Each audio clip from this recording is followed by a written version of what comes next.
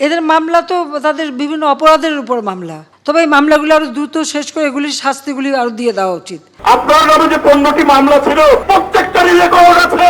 আপনি যদি বলেন এরা হচ্ছে অপরাধের কারণে জেলে নেওয়া হয়েছে, তাহলে ওগুলো কি?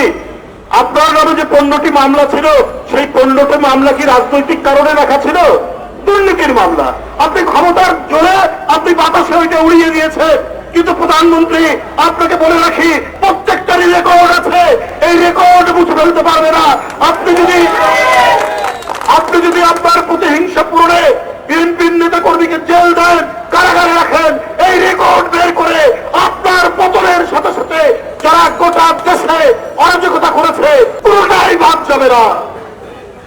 গণমাধ্যমে 2-1 দিন আগে এসছে ক্ষমতা ঘনিষ্ঠ একজন ব্যক্তি 14টি হত্যা মামলার আসামি, তার 5 বছরের সাজা হয়েছে। কারণ তিনি সরকারের ঘনিষ্ঠ। ওদের অপরাধী, ওদের সিন্ডিকেট বাজ, ওদের মাফিয়া চক্র, ওদের গুন্ডাতন্ত্র, এদের প্রত্যেকের স্বাক্ষর মাপ। আপনি দাসতার কথা বলেন, প্রধানমন্ত্রী বিএনপি তখন ক্ষমতায়, আগের শেরাটন বর্তমান হোটেল ইন্টারকন্টিনেন্টাল, এখানে বাসে আগুন লাগিয়ে যারা পুরালো, আপনি ক্ষমতায় এসে তাদের নাম প্রত্যাহার করে নিয়েছেন।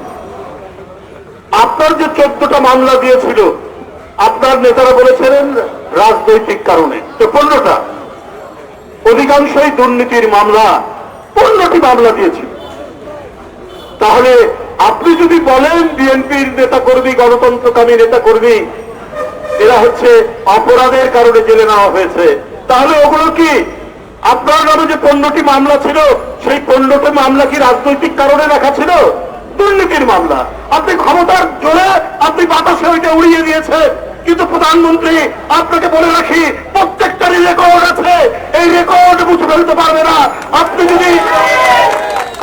যদি আপনার প্রতিহিংসা পূরণে বিএনপির নেতা কর্মীকে জেল দেন, কারাগারে রাখেন, এই রেকর্ড বের করে আপনার পতনের সাথে সাথে যারা গোটা দেশে অরাজকতা করেছে, যারা বাসে আগুন দিয়ে মানুষ পুড়িয়েছে, এবং যারা এই 16-17 বছর আপনার শাসনে ক্যাম্পাসের পর ক্যাম্পাস, জনপদের পর জনপদ, পাড়া মহল্লা থেকে জাতীয় পর্যায় পর্যন্ত হাতে অস্ত্র নিয়ে যারা কুপিয়েছে, যারা শ্রমিক দর্জি বিশ্বজিৎকে হত্যা করেছে, যারা বিরামী ছাত্র বুয়েটের আবরারকে হত্যা করেছে, পুরোটাই বাদ যাবে না।